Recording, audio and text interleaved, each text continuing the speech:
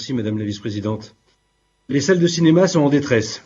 En septembre, elles ont enregistré leur plus faible taux de fréquentation depuis 1980, excepté en 2020, année du début de la pandémie de Covid-19, entre la concurrence des plateformes de streaming, la crise du coronavirus et les changements d'habitude. Leur santé économique est des plus fragiles. Et nous sommes encore l'un des pays en Europe qui peut s'honorer d'avoir des salles, alors que très peu de pays, et de moins en moins, ont des salles ouvertes comme nous pouvons les avoir dans notre pays.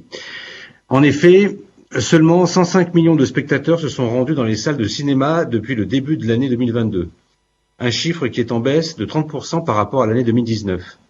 Ce mouvement s'accompagne d'une diminution de leur chiffre d'affaires à 742 millions d'euros depuis janvier contre 1,5 milliard pour une année normale.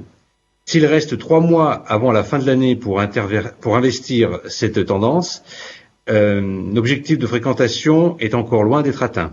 À cela s'ajoute l'envolée de la facture énergétique qui peut représenter jusqu'à 10% du chiffre d'affaires de certaines salles. Entre le chauffage, la climatisation, les projecteurs et l'éclairage, les cinémas ont des raisons de s'inquiéter de l'explosion des prix de l'énergie. D'autres structures culturelles, telles que les théâtres et les opéras, vont rencontrer des difficultés similaires. Afin de les aider à faire face à l'augmentation des coûts de l'énergie, il nous faut mettre en place au plus vite un dispositif de soutien dédié.